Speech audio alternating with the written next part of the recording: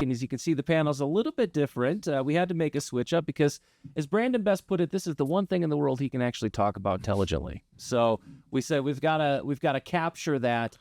But you know what? He's got a title now, and we'll get to that in just a minute because on this channel, champions are praised, and this is the one time you're going to get a attaboy from me. Fair. That's the one thing I've always wanted in my life. I could put the trophy right next to your attaboy.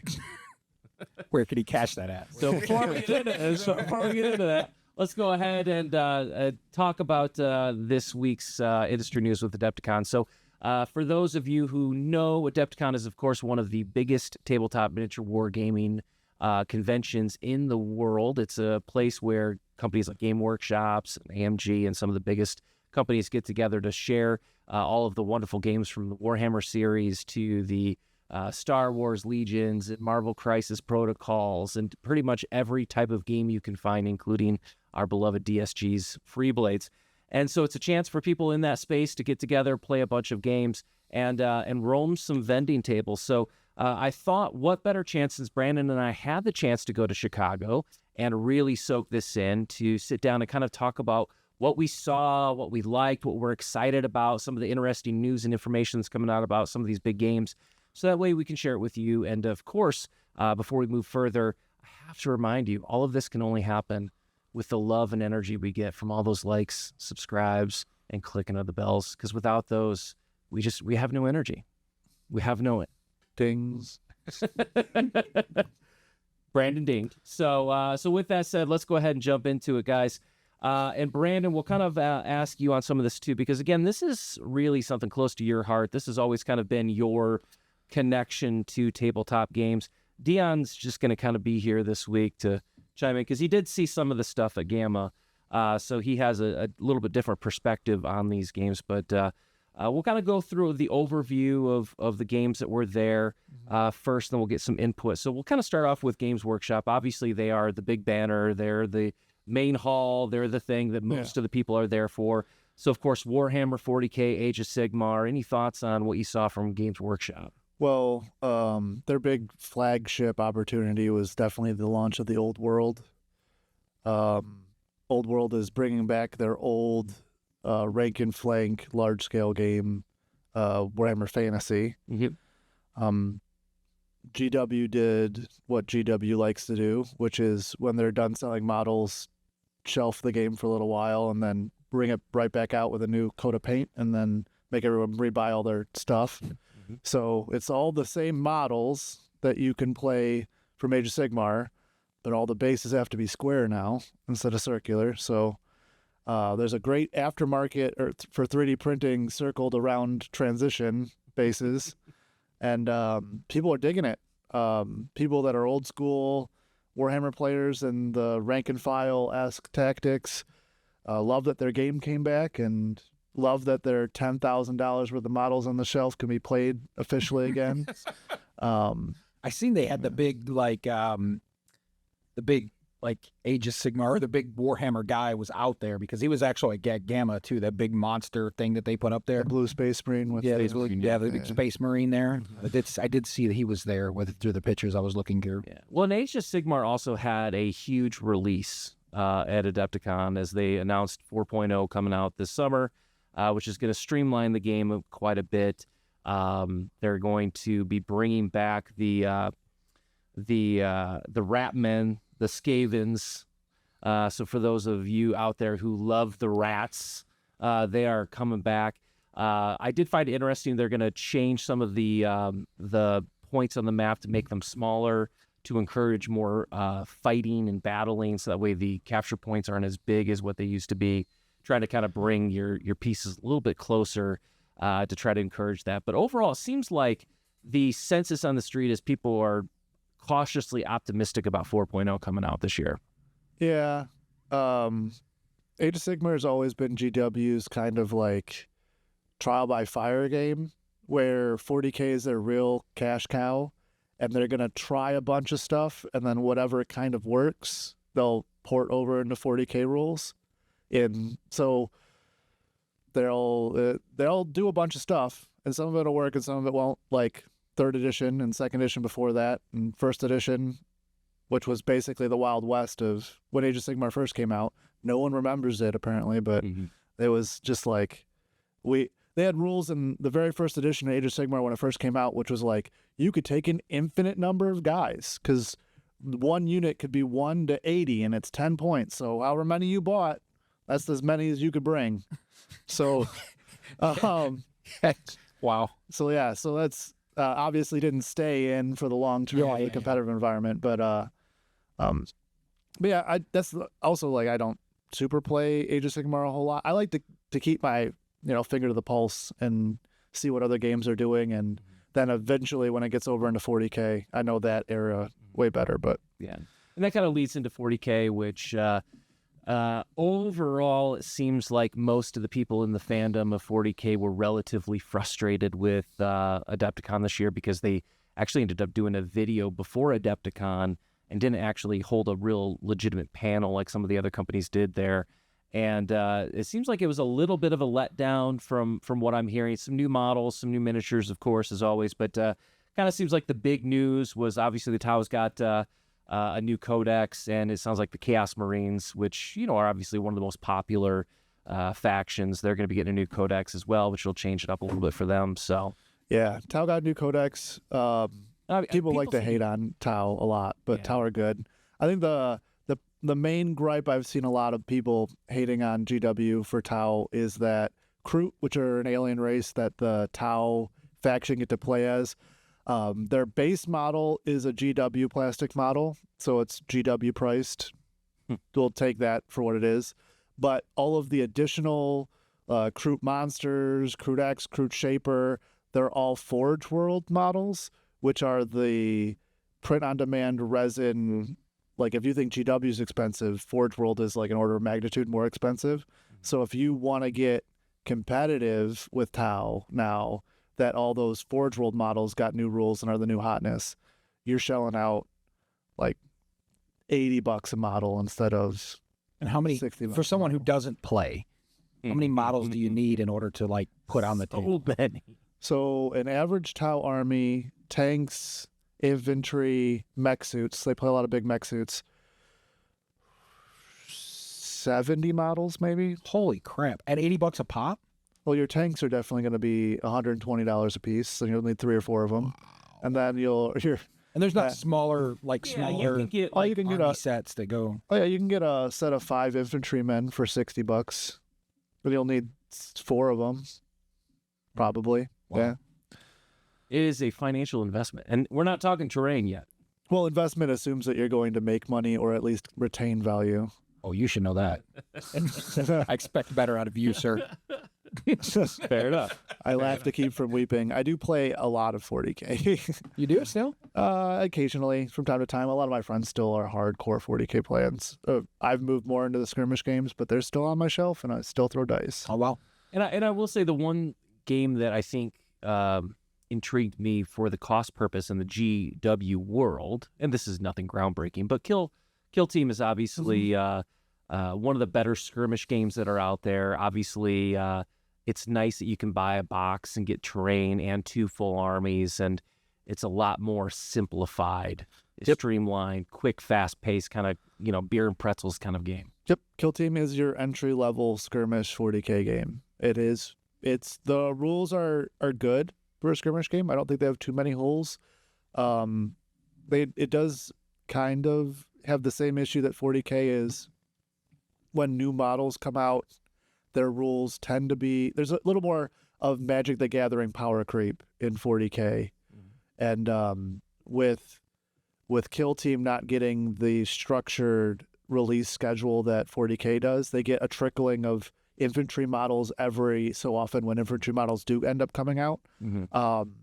You'll go long swaths of this army is very good right now, and then they'll be very good potentially for 6 to 8 months. Yeah. And the competitive scene kind of stutters for a little while. Brandon was kind of making fun of me a little bit before we filmed tonight about painting. And I will tell you, Brandon, that I now have my painted Necron monolith and my painted Necron Cetans. So, I've Team Necron all the way. Oh, the 2 models. And they're 2 bigger models, too. You painted a model? Monolith's a big boy. So you're planning on playing regular 40K?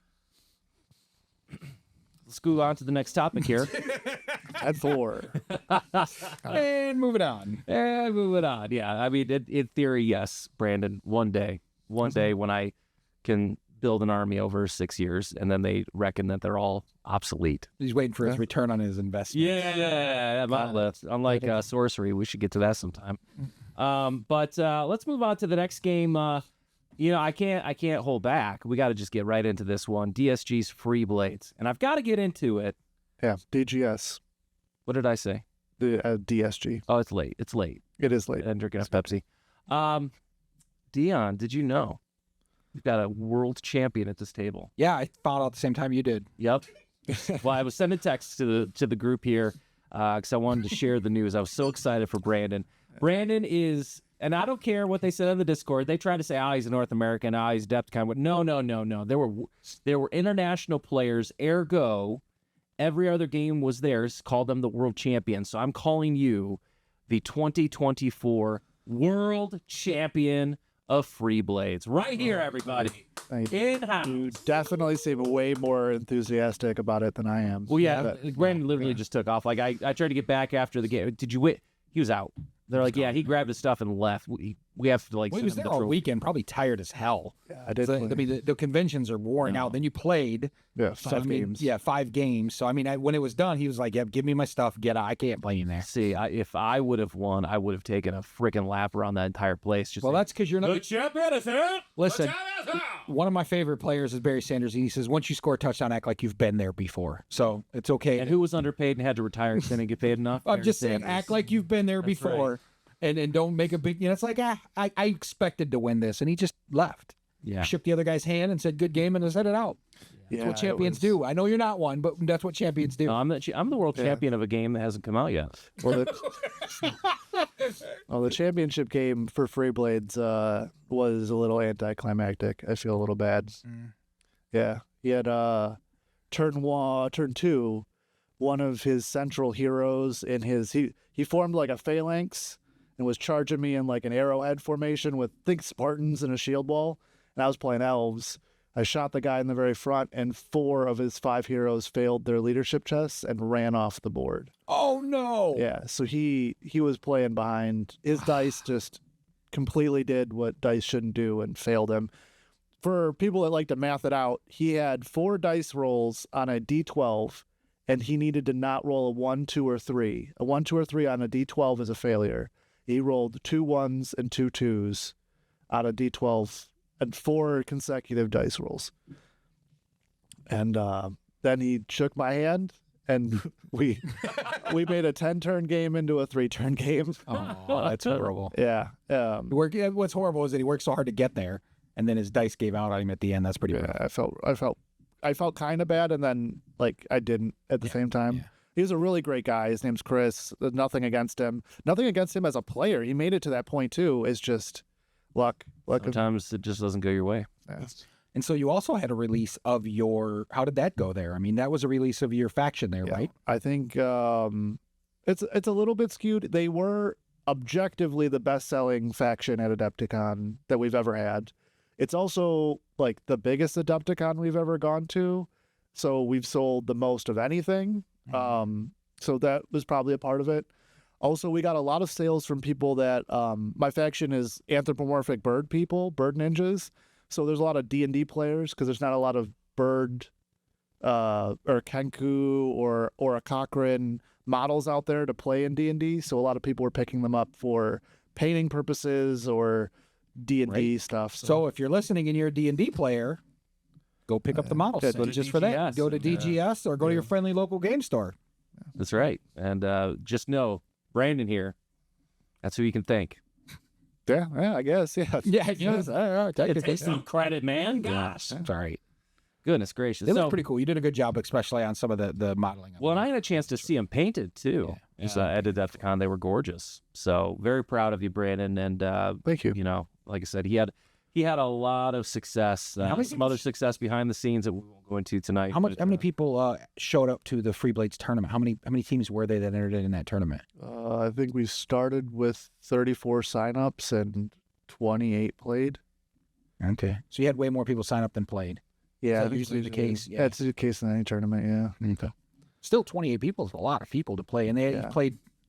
Like, is it a single elimination? No, you play 3 games, and then they cut to the top 4 after 3 games. Wow. And then I made the cut, and then from the top 4, then you play single elimination up the ladder. And that went late into Sunday, didn't it?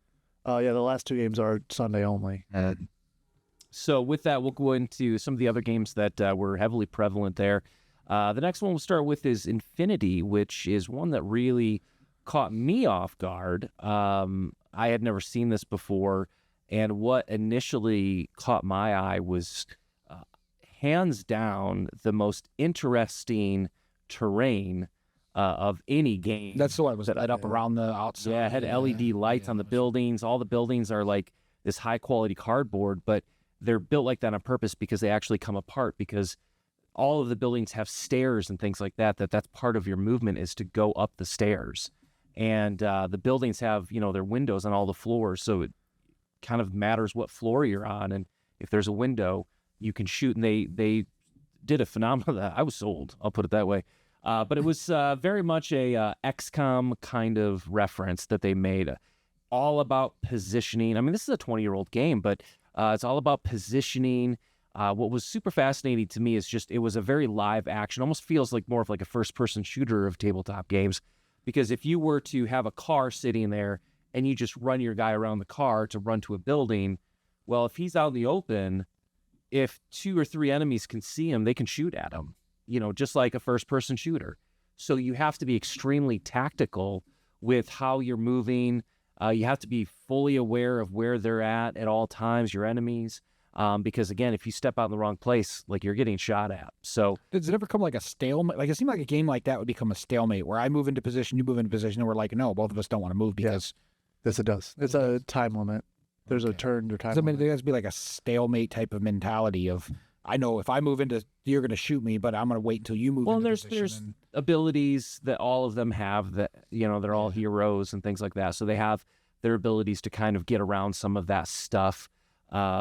So, I mean, they definitely have that. The other 20-year-old game, you said? It's a 20-year-old game. Really? Corvus Belli has been around for a while. Was this like their 5th or 6th edition of it or something? Or is this just like, hey, we've been here 20 years, but we made this really cool-ass terrain? Yeah. Well, actually, the coolest part of the terrain isn't even made by them. I forget the company that makes them, but they're partnered with Bellies. And so, like I said, whoever made the terrain, I think, sold the game to me more than anything else.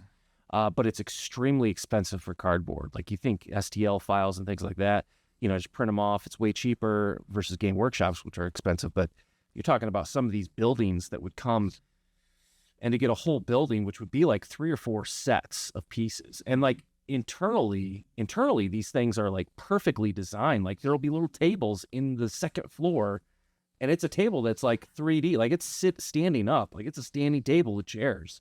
Like, it's incredibly detailed, but and I've got some video, maybe we can put the B-roll on here, but like the little demo table they had, I mean, it was like maybe a 2x2 for demo. And I was like, okay, well, how much did this table cost? And he's like, probably $800. And I'm like, oh, gosh. Yeah. So that's not. Yeah. I wonder why they've been around. Yeah, but the starter set was $80. You get two teams and Did you pick up a starter set? I did, just to try it out. It was the one game that we'll get to what we bought. Our hauls. That'd actually be really interesting, because I have a haul from Adepticon too, comparing hauls. Yeah, so we're gonna get to that. So Infinity, if you haven't checked it out, I would definitely say it's interesting. It really caught my attention, and it was pretty heavily played. I mean, they had a lot of tables set up, and so, again, some of the most aesthetically beautiful, in my opinion. We'll kind of go through AMG games. Obviously AMG games, part of Fantasy Flight and Asmodee, Shatterpoint, Star Wars Legion, Marvel Crisis Protocol, X-Wing, Armada. Those games very heavily represented in the second hall. Shatterpoint and Star Wars Legions had massive play groups. In fact, one of my best friends was there in the Star Wars Legion World Tournament. And Marvel Crisis had a phenomenal turnout as well, and we'll kind of go through here in a minute some of the updates. So you guys were there. Did you see any kind of a downfall between? Because I thought Shatterpoint would come out and it would hurt Legion, Was there any kind of like split of like Shatterpoint Legion kind of? No, they're more like Kill Team and 40K. Okay, so they're kind of in the same world. They're in the same world, but different kind of scale. You know what? Great for a video game guy. I think a great way to put it is go back 20 years and think one of them, Star Wars Legion, is Battlefield 1942, and Shatterpoint is Call of Duty. So with Star Wars Legion, you're going to get the AT-ATs, you're going to get the bikers, you're going to get vehicles. Yeah. And Well, I've seen them both, and I mean, I've sold them both here. Yeah. I just thought I thought it was so quickly that they put out Shatterpoint shortly after Legion was kind of getting its feet going, kind of like everybody was coming in asking for Legion stuff, and then all of a sudden Shatterpoint, they were like, "We're doing this new thing, Shatterpoint. You should jump on." And I was like, "Whoa, Yeah. you just like released one of these." But there's no vehicles. It's yeah, they're definitely more single like heroes and stuff in Shatterpoint. Yeah. It's kind of made to help Legion though, because you can get people small stores that are like, "Oh, is Legion too much of an investment for you?" And compared to GW, Legion's not that big of an investment to get into. But the other pretty good base boxes, pretty reasonable. But if like your base box for Legion is too much for you, well, Shatterpoint, you can get a couple models, and that's half a Legion. Like, and then, well, you could play Shatterpoint for a while, and then if you do want to play Legion, then get your AT-AT and add it to those couple Stormtroopers you already own. I think they're interchangeable pretty well. Yeah, I think so. I'm not 100% sure, but they're the same scale, the same base. That they don't play. They're not. No, they're not interplayed. No, they're not. Yeah, no, they're not. They don't correlate at all. That's why I thought one of them would override the other one. No, it's capitalizing, but they're very different games. Well, the rules are very different. The models actually are different size. They are not compatible. No, you cannot correlate the two. Okay. Yeah, because that's the thing is like, I went to the AMG presentation, and I'll kind of go through some of the highlights of the heroes that they have coming out. But all the heroes that they have coming out are heroes that have already been in Legion, and Shatterpoint was the start of their presentation, and it was like twice as long as Legion or Protocol because it's new, and they have this massive pool of people in the Star Wars world that they can start to dive into to bring to this world. But those people already exist in Legion. So there's no crossover. You're not crossing. When I was at Gamma, they were showing two different separate, like you had to go to separate things just to look at them separately. That's how different they are. Yeah. But I still was wondering, like internally, I was always wondering like why you would do that to yourself. Yeah. Like why would you create another, unless you want to roll over it, right? Like if you want to remove Legion in order to start bringing it, like the Star Trek for WizKids, Star Trek Attack Wing. They've kind of been like, okay, we're letting this die, and then we're going to bring this new one out at the end of the year because we're gonna try to kill this off and then let. But the problem is the people have bought so many models they don't want it to die, right? They want it to keep going. So. Well, and see, that's one of the most interesting things is as, like X-Wing and Armada were sold off to Asmodee, and FFG kind of was given them. They didn't want them, so then they kind of spun off the AMG group, who controls all the tabletop miniature games now. AMG wanted nothing to do with X-Wing or Armada. Like they just didn't. So Armada at this point is a dead game. Like it is legitimately rest in peace. It's dead. X-Wing is literally hanging on by a thread of people who just are passionate about it. And that was the one thing. I don't know that for the people out there, I don't know if it showed if you watched the Adepticon conference with AMG, but there was actually, after they did Shatterpoint and then Star Wars Legion presentation, they actually, a lot of people got up and left, which I thought was kind of rude before Marvel Crisis. That is, I don't know, I didn't like it. But as all these people were piling out, this guy stood up and he laid into the head of marketing who was giving the presentation for AMG, laid into this guy about where the updates for X-Wing and Armada were. And this guy was a big X-Wing guy. And in fact, the head of AMG even stood up like, hey, you can contact me if you got a problem. This dude was just like, you've abandoned our game. Like, I'm here. We're playing. Look at the community. You're giving us nothing. You're releasing nothing new. You've abandoned the game. And if you're not going to do anything with it, then get rid of it. Sell it to somebody who will take care of it and love the game. Yeah. So, and that's, unfortunately, that's sometimes the problem with companies like Asmodee is like, they just kind of get in that position of, it's just another thing. How many times has FFG done that to games, right? Like, yeah, they've done lots of their card games. Lots of their card games. Yeah. they just, it doesn't matter because they're going to start making Shatterpoint. So what do we need X-Wing for anymore? We need to sell new minis. And so it was interesting because I don't think it showed, but it was super fascinating to hear that guy really share his emotion. And I'm glad he did, because that needs to be said to people like that. People spend thousands of dollars on these games. They spend hundreds of hours. They build communities and stores. And then it's like, a couple years ago, they released the new 2.0 rules, and they basically killed the game of X-Wing. And then they just kind of left it for dead. Well, WizKids did the same thing with Star Trek Attack. Like, we had that conversation. I was out to dinner with one of the guys, and he was like, oh, yeah, you do even know the story of how they got that license?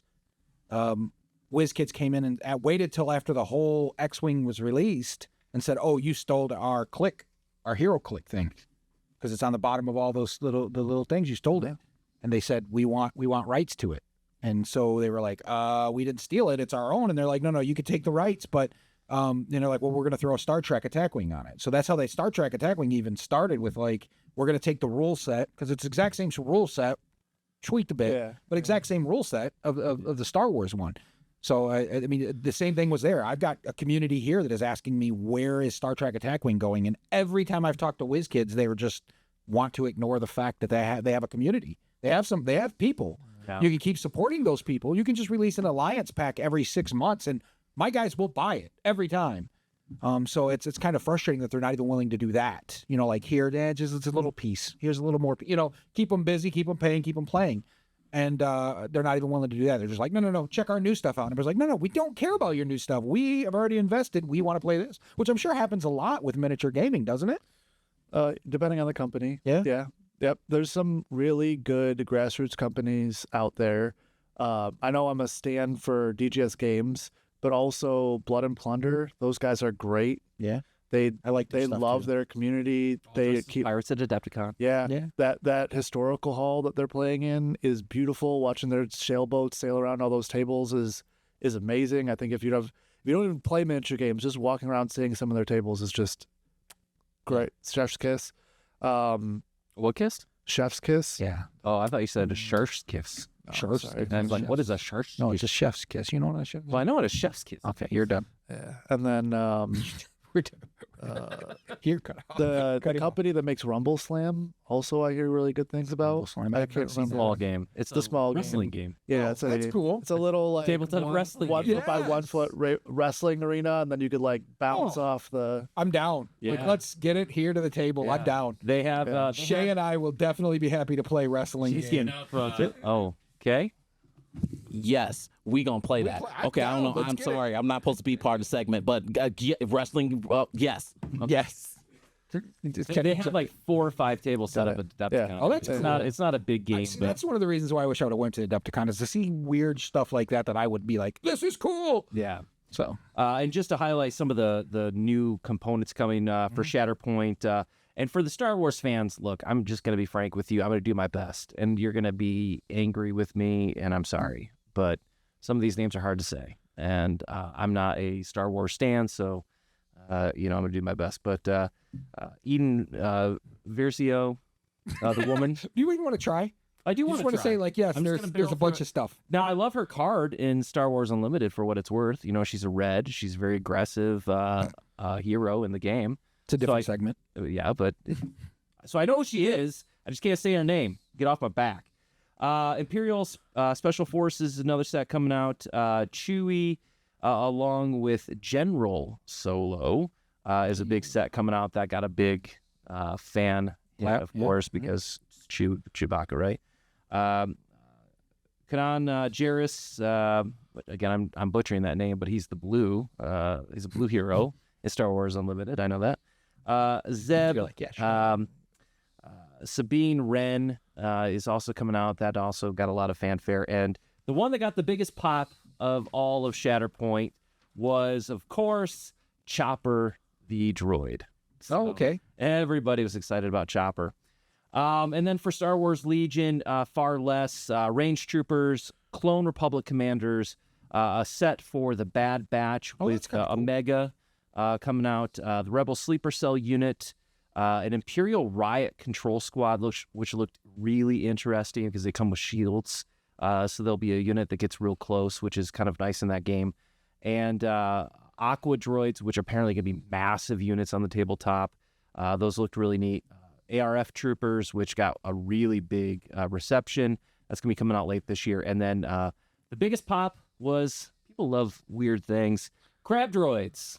They got the biggest pop for Star Wars Legion. So Marvel Protocol, some of the big things coming out, Scarlet Spider, Sandman, Vulture, Electro, Shocker, another Black Panther. They did promise there won't be a new Black Panther for 3 more years, though they did say this was their tribute to Chadwick. You know, they were actually had a relationship with him, and so they felt like they wanted to do one as just a pure homage to him. But they said at least 3 more years before another Black Panther comes for Crisis. Shang-Chi, Silver Sable, Weapon X, and Maverick are coming. Sunspot and Warlock from the Mutants are coming. Apocalypse, now he looked really neat. Yeah. He's going to be a huge model, kind of like Thanos style, so he'll be big on the tabletop. Angel and Archangel are coming. And then they took a weird turn for spooky season. They're going to the world of Dracula, which I didn't think had any correlation. But they will have a Dracula. Yes, Marvel Crisis Protocol is going to have Dracula in it. In fact, they're making a whole set piece that they said I thought their Dracula is like Morbius. Yeah.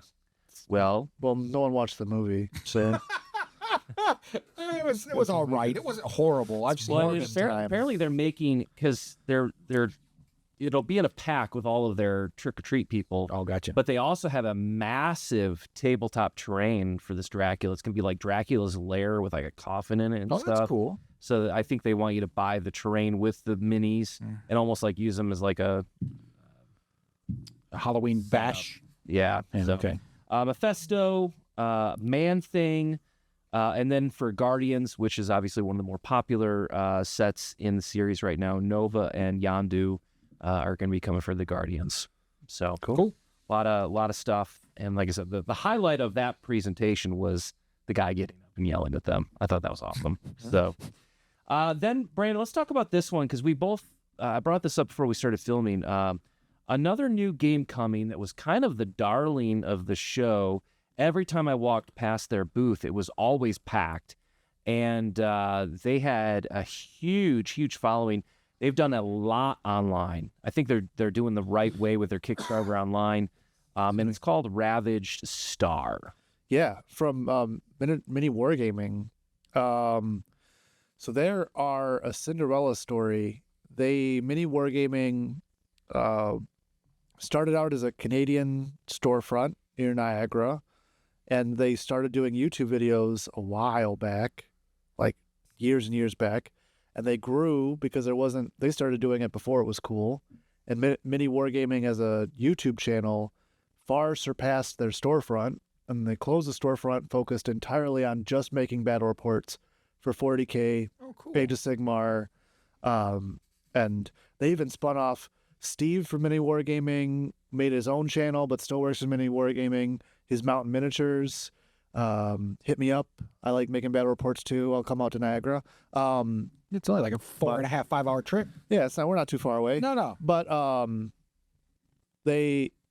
and then I'm also a lifetime member of their channel. They did lifetime memberships at Adepticon a couple years ago, and I picked one up. So they did that, and then they decided, hey, it'd be cool. We're always doing miniature wargaming content. Let's do our own game. Oh, that's cool. And they're doing Ravaged Star, and they are aesthetically unique, but close to 40K. 40K. There's a bug race and a space dwarves race coming out, and It's way different. a Very different. chaos-esque race that's kind of close to the Chaos Space Marines Demons. But I think where they went in a different direction is they're less grimdark, more of a cyberpunk kind of Oh, that sounds cool. retro-y feel. I don't know if you also took that from their box, but Yeah. Well, and I do have some video. Maybe we can put the B-roll Yeah. on this. yeah, and I like their aesthetic even a little more than I think 40K. I think 40K actually plays it safe, and they're able to push the boundaries a little more. Well, I think being a like you said, a small company that are building themselves, you can walk that thin line of taking the good things that you like about a game and then also pushing the limits that you know they won't do, right? Yeah. So you can go with a punk or steampunk kind of feel and be able to push those limits. I wish them the best of luck. I think that's amazing. Well, the thing with them is that they're going for a very streamlined type of game. They want a faster paced type of game, and it's funny because they're very, very, very upfront of, we will never have rerolls in our game. There's no such thing as rerolling dice in our game. Wow. That would be horrible because if you roll... You roll bad, you roll bad. 1, 2, and a 1. Very clear. There is no rerolls in this game. That's bad.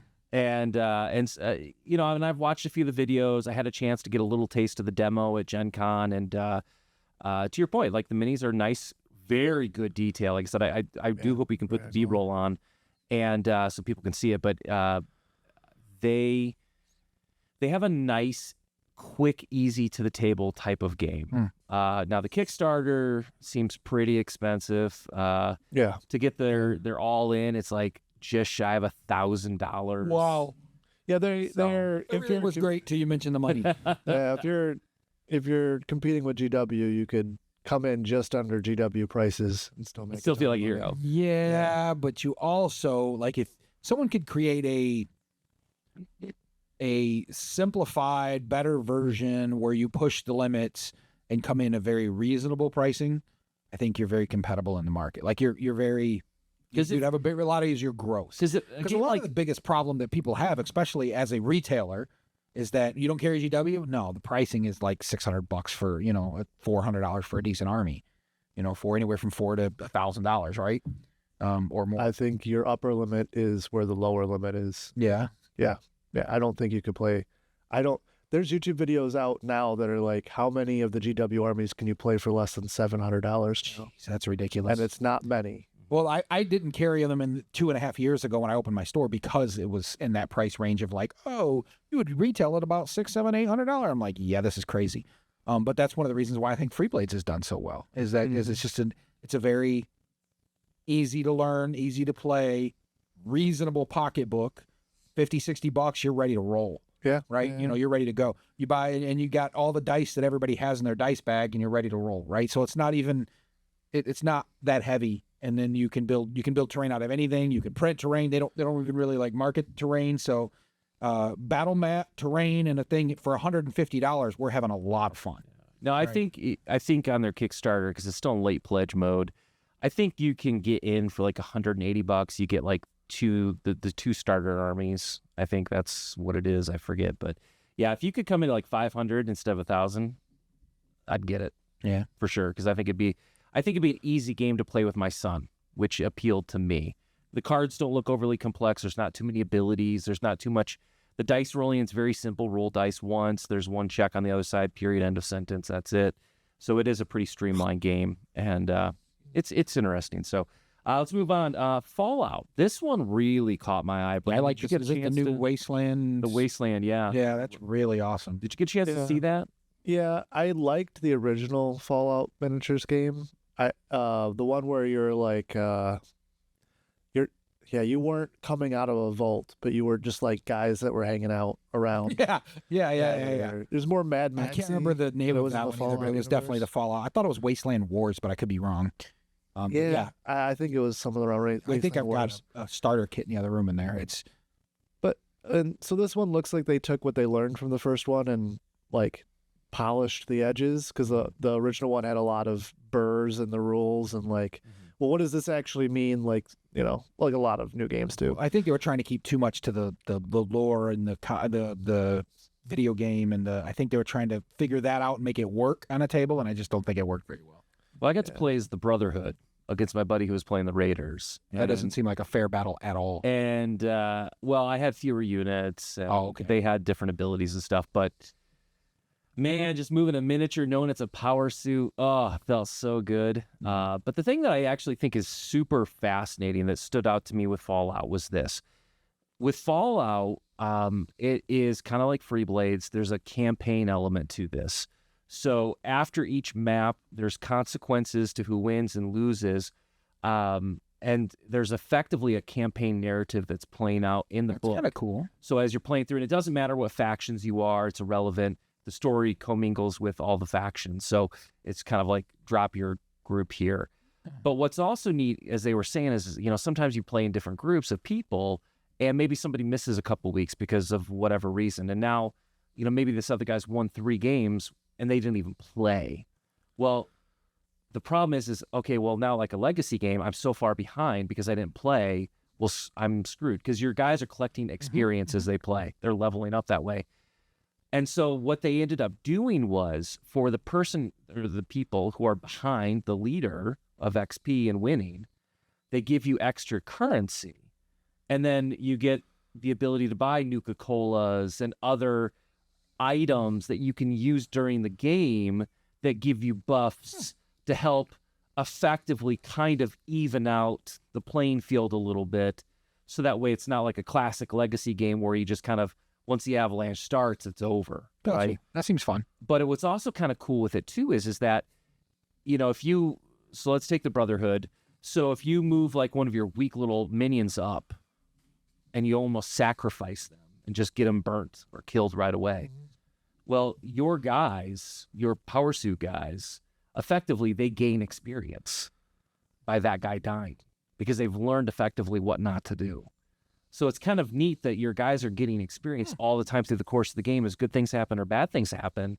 So they're leveling up as things happen in the game. Because like they described it, oh, I learned don't do that. So now they're smarter, just like you would in real life. And so it's a whole new mechanism that they're using for this game. And like I said, I love the campaign feature to it. And it was one of those games where if I knew I had somebody that would sit and play with me consistently with it, I would have absolutely gone in on that one. It was really hard not to buy that one. Yeah. I think a lot of people that I'm around in the miniature wargaming scene see new games come out, and most of us are like, well, we'll see it in a year. Because there's been so many games that come out when Netflix has series and they're cash grabs, and they're supported for about 6 to 8 months, and then nothing else comes out about them. And then you're standing up in the back of a room during a press conference giving a guy an earful about why you spent $1,000 on a game and now nobody else. This is where I'm going to give them more credit. Back to what you asked about Shatterpoint and Legion. All of those old Fallout miniatures from that other game are getting new cards to be compatible with the new That's game. good. Maybe that's good. They didn't shit on everybody who supported them in the beginning. Because the old one is more of a large scale tabletop game, where the new one is. To be honest with you, the old one was just too much. Like, it was just too much going on. Well, and to that point, so that would be like Star Wars Legion, and this new game is more like Shatterpoint. It's a more simplified game. It's a smaller board. It's more direct, streamlined rules. But they made the decision of, for all of our patrons who bought all those old minis for that game, no, they're going to import, and they're going to provide the rule sets. I'm glad to for hear all of that. those.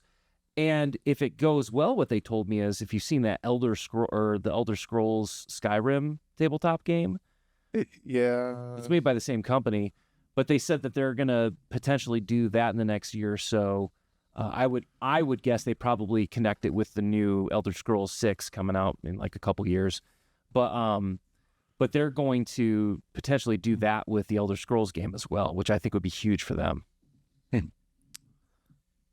I hear what you're saying.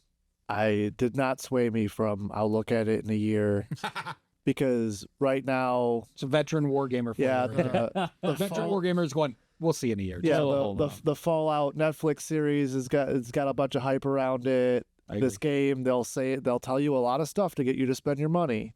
But if in 2 years, when the new hotness is that, like you said, the Elder Scrolls 6, and nothing's coming out for another year for Fallout because everyone's focusing on Elder Scrolls 6 to take your money in a different direction, that's not the game. I don't want to be at someone else's whim. Mm-hmm. Yeah.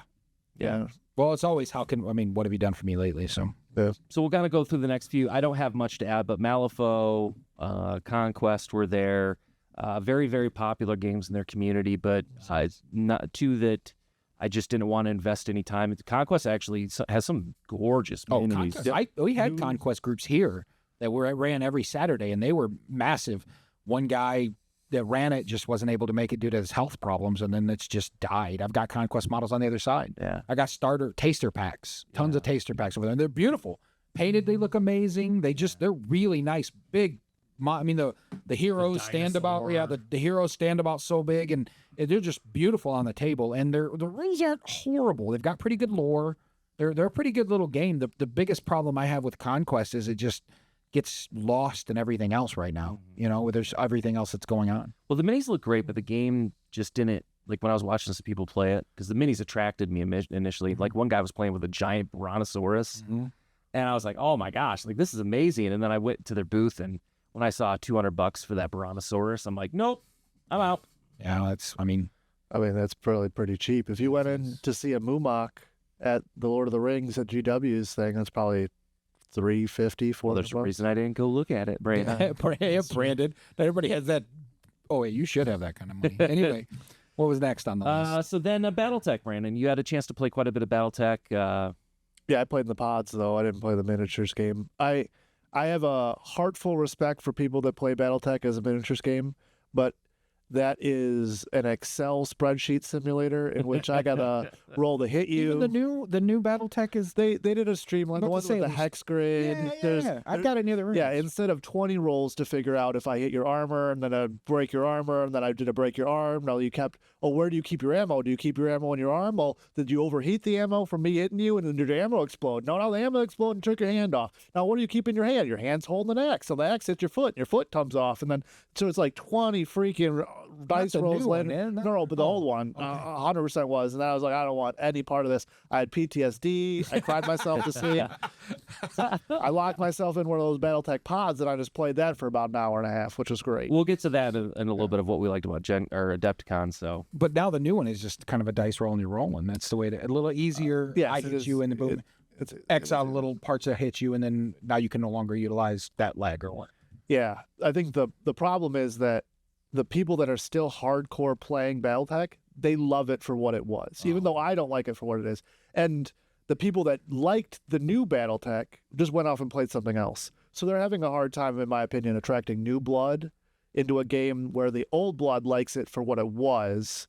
they had a lot of players. To their credit, they had a lot of players. Well, BattleTech's been around for what, 30 years. Yeah, and it got a real big resurgence, especially during COVID when GW stuff was hard to get because of the pandemic, and it just seemed to really hit a little spike again of popularity. Yeah, well, there's a couple stores up north that I meet when I go to these conventions, and they're like, "Oh, we carry his BattleTech. We can't get our hands on it." Yeah. And so I've just got a couple of the starter packs, and I was like, "Yeah, this is cool," but it was the new stuff. It's not the old stuff. It's the new starter packs. Got it. Oh, yeah. Let's head to the ocean. So a couple completely different style of tabletop miniature games that were highlighted at Adepticon. One of them was said earlier, Blood and Blunder. Blood and Plunder? Yeah.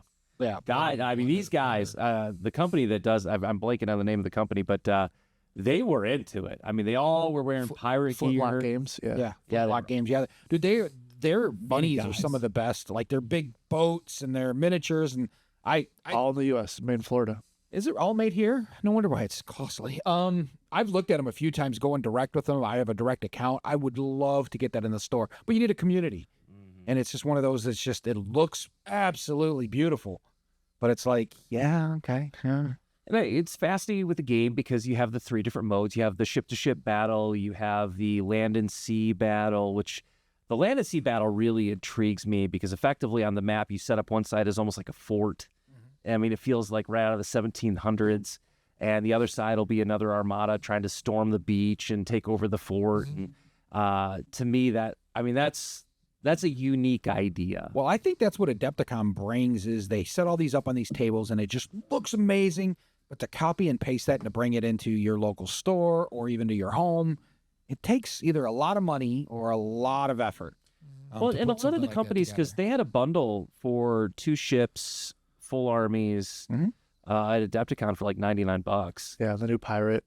Yeah. Ships have gone down in price. Oh, that's amazing. Significantly. Oh, okay, because it's been a while since I looked at it. Because they used to be all resin, and now when 3D printing came out, they'll give you ships for significantly less than what they used to be. But it's still massive ships. Still massive ships. Same sculpt. Same sculpt. Wow. Same and again, sculpt. it was one of those games where I looked at it and I'm like, I would love to, and I almost pulled the trigger, but I took the train to Chicago. I had to take the train home from Chicago, And you don't want to carry it on there. and I didn't have space. Yeah, and I that was box like, is like it's a huge. Yeah, it's a very large. you got to box. put it together. Yeah. The ships are one piece other than the mast. Oh my gosh. The bottom of the ships are one, but you put the guys together. It's so big. But again, the problem is a lot of great looking games, but if you have nobody to play them with, what does it matter? Yeah. That's what I'm saying. We're going again with building the community. The other one that really kind of caught my eye that I thought was interesting was Oak and Iron. Now this Let's is see that one. Also flintlock. It's their smaller scale boats. yeah. So think of it It's like more Armada. Oh, okay. yeah. So instead of the massive boat, think of it as like the Warhammer characters, like an individual Space Marine as a boat, and so it's much more a tactical, ship versus ship battle on a big map.